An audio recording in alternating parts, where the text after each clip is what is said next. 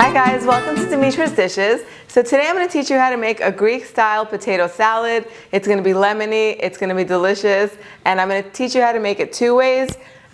Basically one way is going to be the vegan way, the traditional way that we make it, and then the second way I'm going to show you how to make it a little bit creamier. It's a great side dish to bring to someone's house or to turn into a main course meal, and we'll talk about that in a little bit. So we're going to need some potatoes. I like to leave the potatoes with the skin on. We're going to need lots of herbs. I have dill, parsley, and scallions. We're going to need some Kalamata olives. I have some pitted olives right here, some Dijon mustard. If you wanted to, these are optional, sun-dried tomatoes, a little bit of yogurt, which we're going to talk about later, some extra virgin cold-pressed Greek olive oil, salt, pepper, and some lemon. That's really all you're going to need. And you're also going to need some pine nuts for garnish later on. But again, that's an optional thing. The best thing about this recipe is that you can add whatever your heart desires to it. What we're going to do first is we're going to boil our potatoes because it's a potato salad. So I already washed them and dried them. I'm just gonna cut them into cubes and I'm gonna add them to my pot of water, and I always like to add them to a pot of cold water and not boiling water, because I feel like when you add them to boiling water, it starts to cook the outside and then the outside gets overcooked and the inside stays kind of raw and not so cooked. So I like to just bring them up to a boil in the cold water. And I also added some salt to my water, so that way these have some flavor. So I'm just going to add these to my pot of salted cold water. I'm going to bring it up to a boil, then I'm going to let these cook until they're fork tender, which is going to take about 15 minutes or so, and we'll move on to the next step as soon as that's done. Alright, so while the potatoes are boiling, we're just going to chop up our herbs, and I'm going to begin by slicing up my scallions. Now, my mom used to put either scallions or finely chopped red onion. You can do either one, whatever you like, but this time of the year, it's spring right now when I'm making this, scallions are so nice and fresh, so I'm just going to use those, and I feel like they're just really nice and mild, and I love the flavor that they add, so I'm just going to chop these up. Right up to the light green part is what I want, because I don't want that really strong onion flavor. But if you like it, go on ahead and use it. Next, we're going to chop up our parsley. And of course, we're using all fresh herbs because that's where all the flavor is going to come from. So I'm using parsley, dill, and scallions. You can use whatever you want. You could put a little bit of mint in here if you wanted to. You can put some oregano. I personally prefer dried oregano over fresh oregano because it's a little bit milder, but use whatever you have, whatever you like. So now we're just going to finely chop up this delicious fresh smelling dill, because dill and potatoes go so well together. So we have our herbs and our scallions chopped up. Now I'm just going to make the vinaigrette with a little bit of really good quality olive oil. Now you can put as little or as much as you want. I'm going to put the basic measurement on the website. But go ahead, and if you want more, go ahead and add more. If you want less, put less.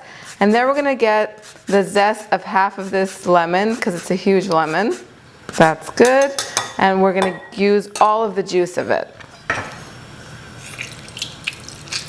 Just like that. And then we're going to season with a little bit of salt and pepper. If you want to, you can also put some oregano in this. I just might do that later on, but I think the herbs have so much flavor that we don't need any. Then just for a little bit of more flavor, we're going to put about a teaspoon of Dijon mustard.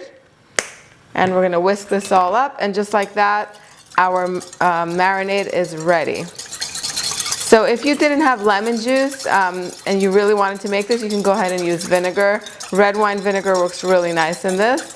So we're going to use this as soon as our potatoes are done, and then we're going to put everything all together. So my potatoes took about between 10 to 13 minutes to boil. Then once they came out, I just drained them. I just drained all the water out, and then I peeled their skin off. You could leave the skin on if you like it. I just prefer them like this. And then while they're still warm, you want to take them and put them in the dressing that we prepared. Just like that, and mix them all up so they can absorb all that flavor. Just smells heavenly. And then we're going to add our herbs and our scallions to this. And again, this is totally a matter of preference. If you like less herbs, go ahead and put in less. If you want to add in some things like chickpeas or whatever your favorite add-in is, maybe some fresh tomatoes, you can go ahead and do that too. but I do prefer the flavor of the sun-dried tomato, so I'm just going to add that in a little bit.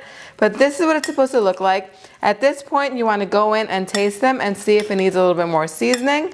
And then we're just going to move on to the final step. But before we do that, I also want to tell you that I put my pine nuts in a pan right here, and I just toasted them for about 2 to 3 minutes over medium-high heat, turning them often so that way they get nice and toasted. You can also do this in the oven if you wanted to for about 5 minutes. So now we're just going to add our Kalamata olives that I've just sliced in half. You can chop these up small if you wanted to.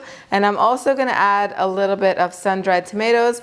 I like to buy sun-dried tomatoes that are packed in oil. I feel like they have so much more flavor than the ones that are like dry, because they either sell them dry, kind of like in the dry fruit section, or they sell them in jars packed in oil. Always get them packed in oil, they taste best. Now, this is ready just like this.